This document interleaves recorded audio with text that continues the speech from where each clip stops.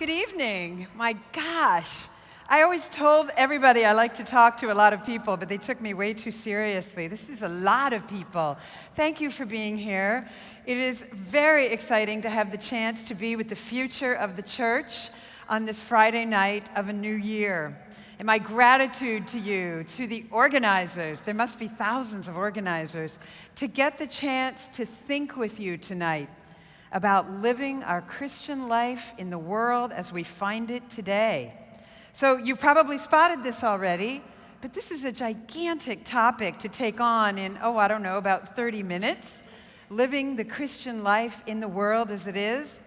So I thought I would zero in on something a little smaller, a theme that's never far from my mind, and it's actually never far from the headlines. It's also in the words and the actions every day of our beloved Pope Francis, the matter of orienting our lives, our love, to serving God by loving and serving the other, fellow human beings. Wherever we look, we see a paradox, right?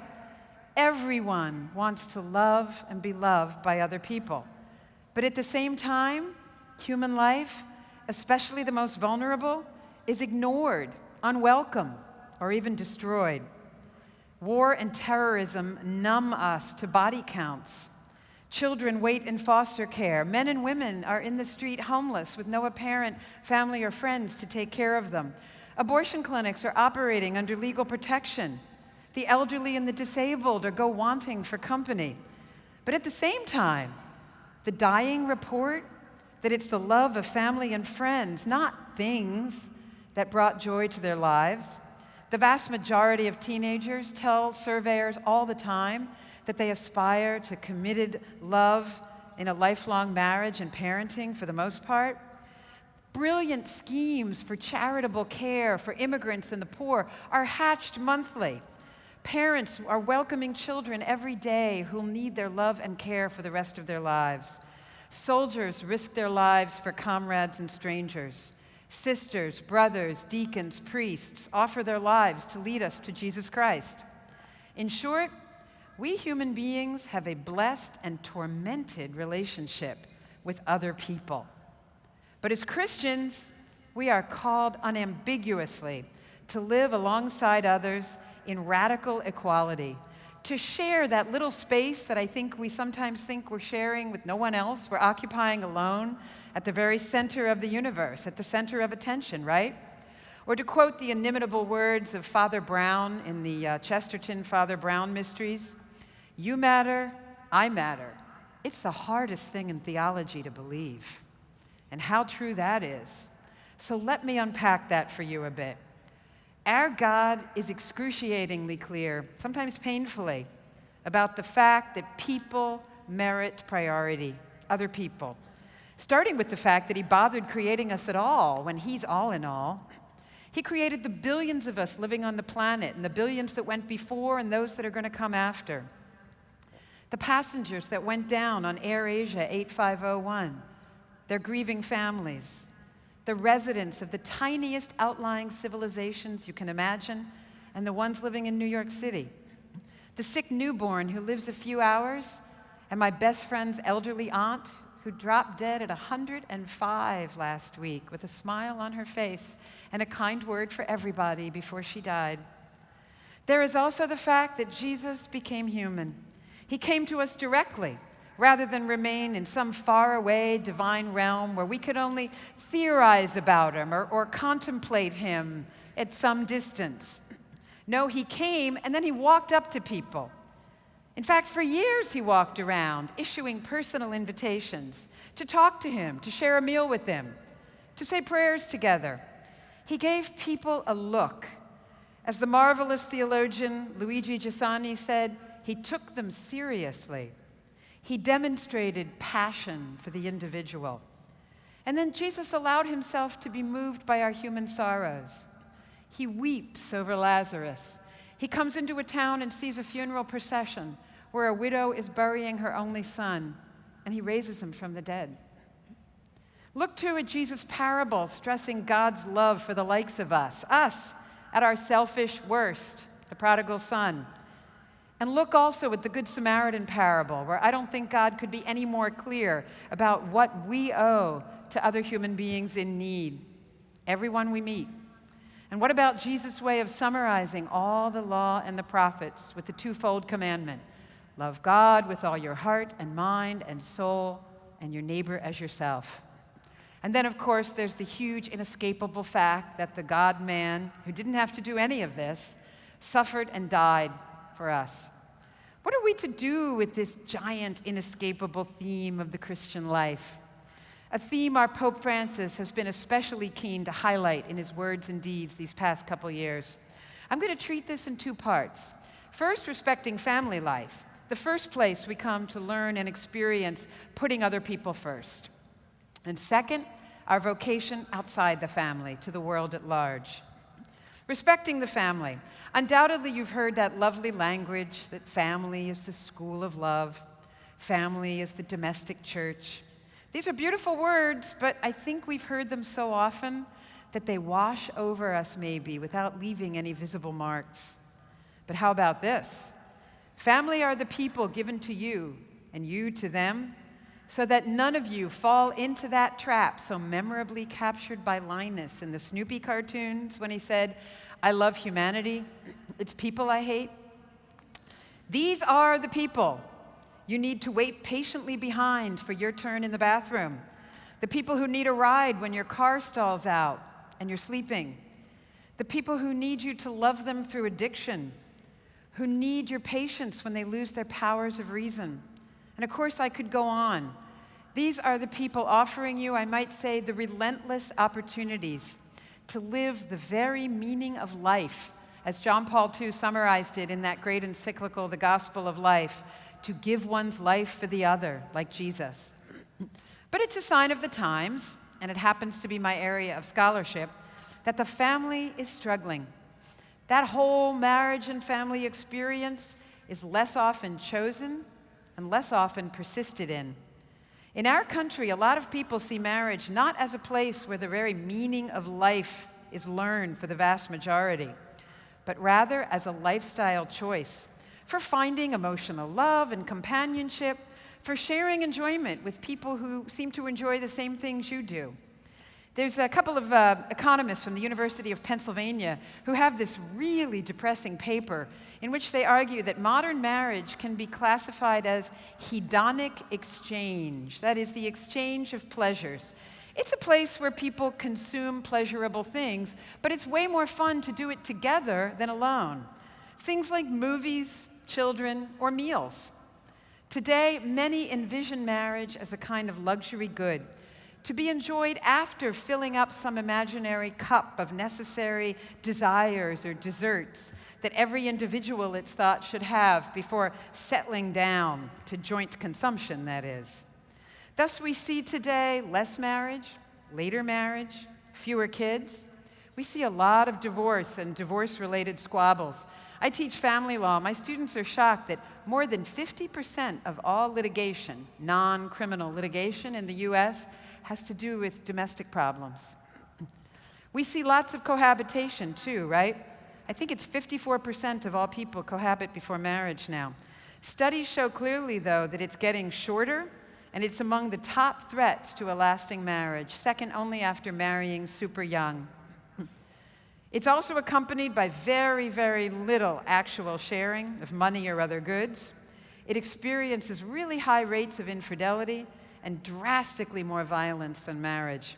In other words, in the family realm, we see a lot of delaying or even denying permanently, inviting someone else to come into the little center of the universe where one person is living. But given that most people are destined for the marital vocation at some point in their lives, given that Scripture tells us that marriage is linked with coming to glimpse what God's love is like, this is a big problem for marriage and for the Christian life. Indeed, if you take seriously not only the teaching of Scripture, with its use from beginning to end, to the last part of it, of marital images for God's relationship with human beings, if you take seriously the teachings of John Paul II, Benedict, and Francis, that there's a relationship between doing and loving marriage and understanding the nature of the Trinity, God's way of loving us and how we love other people, you can see why our last several popes have really devoted an extraordinary amount of attention to the family. It's a theme of the times for decades and decades now. But it's not a slam dunk that learning to love people in the family is going to happen. And if we can't accomplish it that easily with people who we're actually kind of biologically destined or inclined to love, think about how hard it can be to learn to love the neighbors that we see along the way. Way prior to the invention of the Peanuts cartoon with Charlie Brown, Theodore Dostoevsky was writing. And you may remember the character of Father Zosima in that fabulous book, The Brothers Karamazov. There, Father Zosima is talking to a woman who's confessing to him that she has this tremendous problem wanting to do good things just so other people will see them. And here's what Father Zosima says. In 24 hours, I can begin to hate even the best of men. One because he takes too long eating his dinner. Another because he has a cold and he keeps blowing his nose. I become the enemy of people the moment they touch me. On the other hand, it's always happened that the more I hate people individually, the more ardent become my love for humanity. He sums it up with that very famous quote I'm sure you've heard later when he says, "Love in dreams thirsts for immediate action, quickly performed and with everyone watching. Indeed, it will go so far as the giving of one's life, provided it doesn't take too long, but is soon over, as on stage when everyone is looking on and praising. Whereas active love of the other is labor and perseverance. And for some people, maybe a whole science. And I'm sure you've experienced this in your life. I know I have. I recall a couple of situations where I was, serving food to the homeless at a soup kitchen in D.C., right? Okay, sure, good for me. I'm standing next to my daughter and her other 17-year-old friend while I'm doing this, and one of the guys coming in line, and we're putting food on his plate, and he makes this incredibly offensive sexual comment about the girls. I'm thinking, really? Then there's the prisoner I represented pro bono, for free that is, in a federal court, and managed to get a pretty flimsy cause of action through an entire jury trial, only for him to turn around and sue me after he lost when I advised him that his case hardly even merited a trial, let alone an appeal, and he was certainly going to lose. So it's not only that we will not get the immediate gratification we want from loving others, there's also the fear associated with turning your life over to God in service. There's the fear of what might God have in mind if we actually shut up long enough to listen to him. What might he have in mind in the way of time, money, or even where we'll end up living? For me, for example, I can tell you that when I was your age, I wanted to be a lawyer. Okay, I am that. But I had this image of myself in some very cool red suit with a car to match, a pretty nice briefcase, and a pretty cool job at a firm. And yet, 4 years after I got started down that track, I found myself in an efficiency apartment with rats on Capitol Hill, working for 60% less than my law firm job for the church. I was really happy, right? But ask me at your age whether I thought that would be cool, rats included. No, I don't think so. There's also the fear that we'll never get to do the host of cool stuff that we wanted to try if we start down this path of serving others. Maybe, too, there's this big existential, about the notion that life is nothing more than first being cared for until you're more or less independent, only to be asked to turn around real quickly and take all your sports trophies, all your honor societies, all your good grades, all the promise that your teachers and your darling grandmother saw in you, and fork it over to some other people. People you don't even know. People who happen to be lying in your path on that proverbial road from Jerusalem to Jericho, or wherever you find yourself. Pope Benedict asked this question rhetorically in the middle of his first encyclical, which I do adore. I really recommend you read Deus Caritas Est. It's a great read. It truly is. I'm not just saying that because I'm a nerd. It actually is. Of course, Pope Benedict puts it much more elegantly than I just did, but in the section of his encyclical entitled Love of God and Love of Neighbor, he asks, can we really respond to love of God with love of neighbor?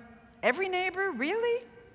He answers, yes, but only if we come to understand that love is not a feeling, it's an act of will, it requires purification and maturation.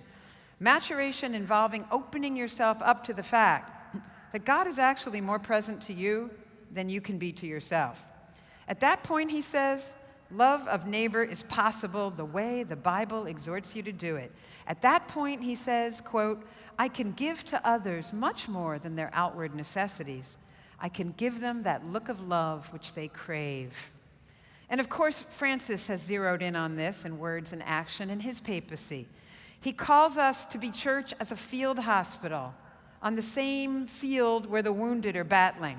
He tells pastors to go out to the peripheries and to come back smelling like their sheep. He makes calls to widows who've lost their only sons. He delivers personal checks to people who can't afford the utility bills. In the New Year's address he gave a few days ago, he urges us to undertake an examination of conscience so that we learn to defend the poor rather than defending ourselves from them, to defend the weak rather than defending ourselves from them. So I think I've captured a few of the reasons why it is really hard to live loving the other as yourself. But you probably already knew that. You want to know, what are some of the steps in addition to this massive conversion that I just talked about that you might be able to take?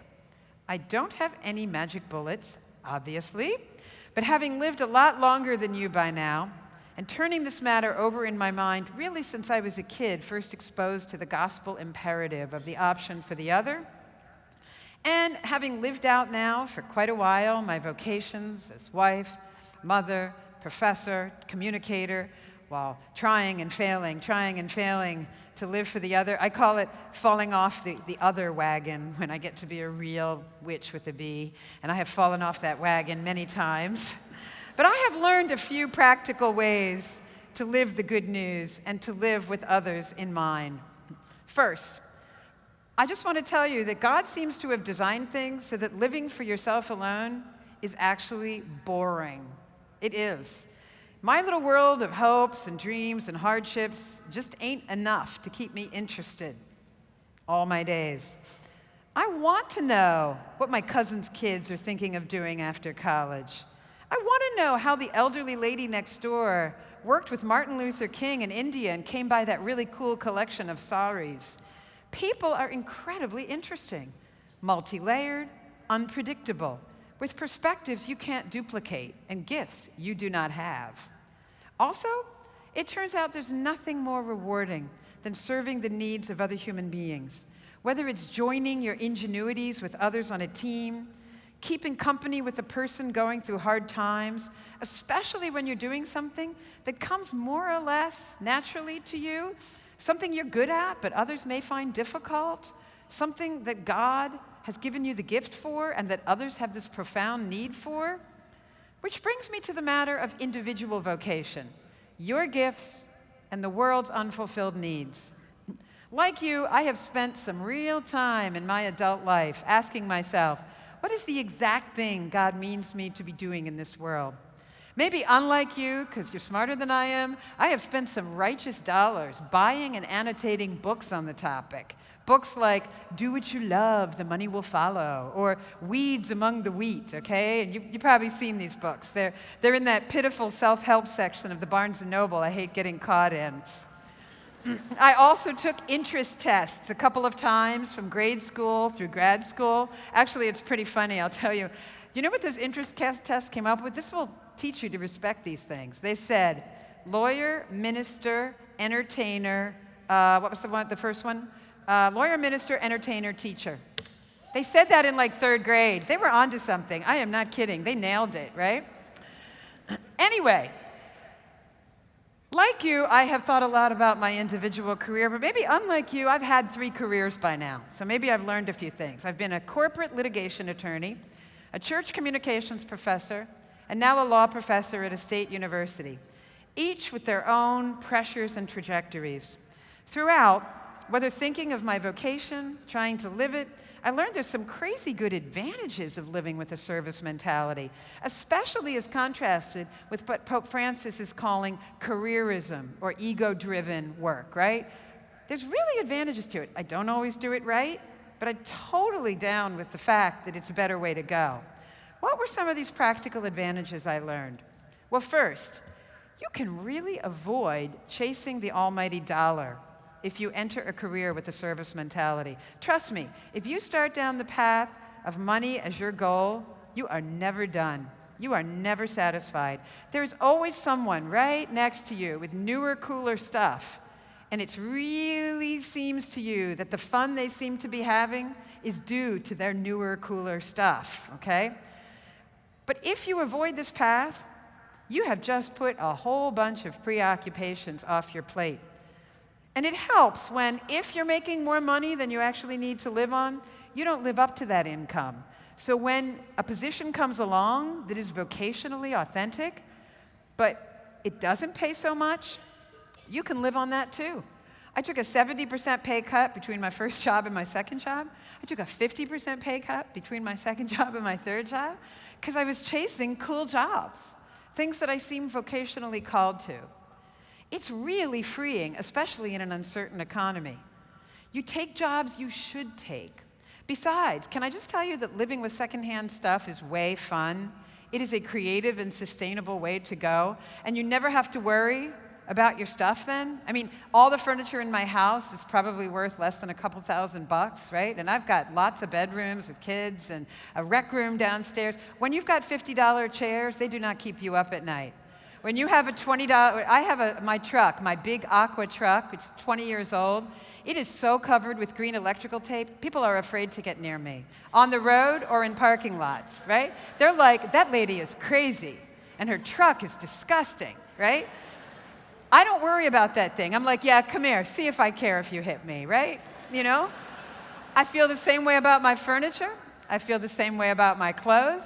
Nothing can't be replaced with a trip to some secondhand store in a neighborhood. It is really freeing. I never feel that even if I lost almost everything, there's some sentimental things there. If I lost almost everything, then it'd be okay, right? Because it's not about the money. Second, I think you'll have no trouble working hard at the human service to which you're called. Not only because people are dependent on you, but because that call rests upon some gift God has given you. So you will be facilitated in your work, even if not guaranteed that it will always turn out. Third, in your work life, I think you'll find that you have more courage to do the work that needs doing when the whole thing is not about you, but for others. You're less constrained by your consciousness of your own limits and deficiencies and selfish motivation. The person who's acting just for themselves at a job feels these painfully at some level. And on the rejection of a request or the failure of a plan, they might not feel so empowered to try again. After all, it's just for them. But when you're acting for others, when you are in your vocational groove, you'll find you have more courage because you are empowered by being entrusted with others' welfare. You will learn that unnecessary self-deprecation, too. No, I could never do that. Oh, I could never accomplish that. Oh, that's beyond me. That goes out the window. False humility, you don't have time for that when you're on a mission. I remember I wanted to promote a particular project for women, and I wanted to call this archbishop working at an international level, and I was sitting at my dinner table musing out loud, and I said, how am I going to get this archbishop to give me an appointment? What am I going to say? And my youngest son goes, how about saying, hi, Archbishop so-and-so, this is Helen Alvare, I need to meet with you. And I was like, oh, maybe that would work, you know? and I did, and it worked, you know? It's like, okay, so false humility, like I've never done anything for the church, and he would have no idea who I was from Adam, actually wasn't necessary there. I had something I needed doing, and I called and said, hey, could you just meet with me, because I think I have a good idea. Fourth, when you decide that your life will be service, you will not likely have trouble by trying to insert yourself in an overcrowded field, looking desperately for a place. What a shock. It turns out sacrificial work that isn't highly paid is not overpopulated. Remember, it's one of the defining aspects of a call to service, also known as a vocation, that there is a need that you happen to have the talents to fill. So if you have a taste for creativity, you want to see value added by your work, The work of service is for you. I'm going to give you 2 examples from my current experience. You may recall that the federal government is still, unbelievably, trying to force religious institutions, including Catholic ones, to buy health insurance that cover contraceptives and some early abortifacients against our rights of free exercise. They're doing it in the name of women's freedom. In fact, if you look at the government's briefs in the Supreme Court and the lower courts on this, they say that without free contraception, women will never, on a social level, have equal opportunities with men. I mean, don't even get me started on the data on this, that since the government has been pumping billions of dollars of free contraception into the population at large, their social project has failed. We actually have more unintended pregnancies, more abortions, more out-of-wedlock births, since the government started, from 5% to 40%. Okay, I warned you not to let me get started. Let me stop there. Anyway, the government is doing this in the name of women's freedom, but it's a lie. I knew there were millions of women who feel anything but empowered by losing their religious freedom and by being told that sex, completely divorced from the fact that it's the ground of all human life, is the highest form of freedom from women. Really? Is this what the government is saying?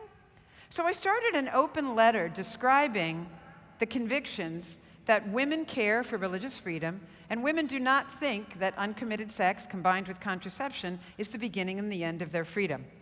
My friend Kim Daniels and I sent it to 30 women, and by the end of the weekend, we had like 3,700 women who kept sending it to one another, 12,000 at the end of the week, 40,000 at the end of a couple of months.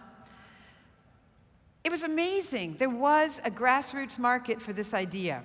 So now we've databased these women. Women continue to sign on. Please sign on. It's womenspeakforthemselves.com. Women speak for themselves. So what do? I send them information and other stuff they can use locally so that they can talk to their press, their politicians, their friends about a truthful vision of women's freedom. The field of so-called feminist organization telling women that uncommitted sex is power, wow, that's a crowded field. But the work of empowering women to tell the truth about women, not such a crowded field, okay? A second example. You've undoubtedly read, it's everywhere in the papers now, that less privileged Americans are retreating from marriage. And they're suffering from this. More cohabitation, non-marital birth at stunning levels.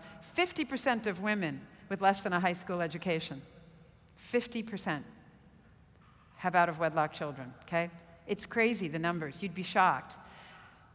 These numbers are drastically higher than educationally and economically privileged Americans. A woman with a college education, 7 to 10% chance of having a child out of wedlock. Along with one of your actual Focus awardees for the most promising Catholics under 30, Meg McDonald, I'm working on a project that combines personal accompaniment with lower middle income young Americans, living with them where they are, with online stories and encouragement, written often by and for lesser advantaged young men and women, to help them help themselves by reconnecting sex with marriage and kids. It's called IBelieveInLove.com. Please share it with people you know, especially if they're in this situation and need help. Again, advice about living sexually for yourself alone, that is a dime a gigabyte. Help with living the freeing unity of sex, marriage, and kids, that is not an overcrowded field. A fifth advantage of living with a mind of service. A service orientation, when you have a goal to accomplish, has a way of opening your mind to other people's gifts. It blinds you to irrelevant differences between you, and instead, you want to pick the best man or woman for the job on your team. It also makes you more brave to speak more truthfully to the people on your team about their strengths, but also their weaknesses. It mitigates or takes away unhealthy competitiveness with your colleagues and elevates your willingness to empower them. You and the people you're serving, you need strong partners and advocates, not a bickering team fighting who's first. So having told you about these bright possibilities when you lean toward a life of service, how do we get past our fears and inertia? Again, no magic bullets, but I have a few practical helps to offer you in conclusion. First, when dealing with people, I've noticed it's really, really helpful if I take a little time in advance and I decide to love them first. I spend a little time gazing at them and thinking, remembering they're somebody's child, like my children, like me. They're precious in God's eyes. I try to speak with them as such. I can't explain it to you, but it's not without its effects. Not cheesy, feel-good, immediate effects all the time. I do not find myself holding hands and singing Kumbaya with most people at all during circle time. But there is an attitude that I believe comes through to other people when I do this.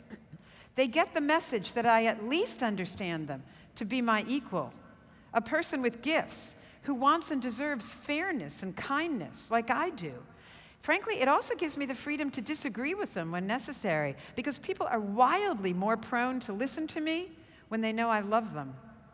You know how they say that artists can draw certain things, not because they have like a different set of muscles in their hands or different dexterity, but because they have a way of seeing things in their brain, with their hearts maybe too? Then they render those things in the form of art with their hands. Well, I think with God's help, we can learn to see people like an artist does, if you will, in the manner of the ultimate artist, the Creator God. A second discipline I find helpful is this: gathering less stuff and giving away more stuff, even stuff I really value. I have this discipline where I take something I really like and I just fork it over to somebody. One time I tried to take it back before she opened her door. That's how much I wanted it. A friend had just broken up with her boyfriend, and I hung my favorite gold pin on her door, and I was just about to go get it, saying, "Oh, Helen, you're being stupid," when the door opened, you know. I need to feel the wrench of separation.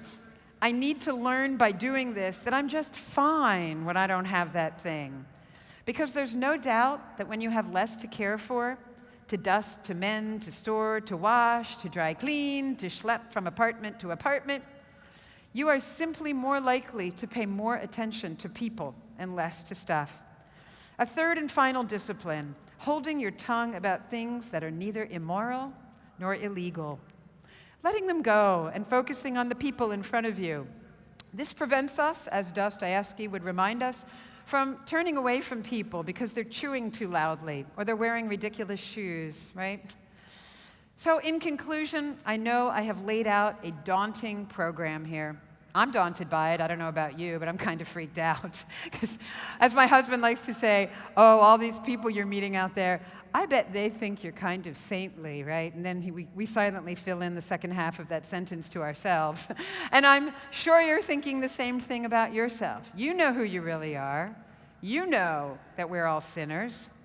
But as I indicated, this life of service is not only pretty obviously the will of God, but it does have its practical advantages and its profound consolations. And as for me, I'm not sorry that life's a challenge. I'm not sorry it's a drama. I've said before, I think I would be bored otherwise. I embrace this drama that happens to have cosmic proportions and eternal consequences. I'm never bored. I'm always trying. There's always something in front of me to try and do. And most of us, thanks be to God, have the gift of time in which to do it. Would I expect any less of a challenge, any less of an invitation from someone as interesting as Jesus the Christ? Thank you very much.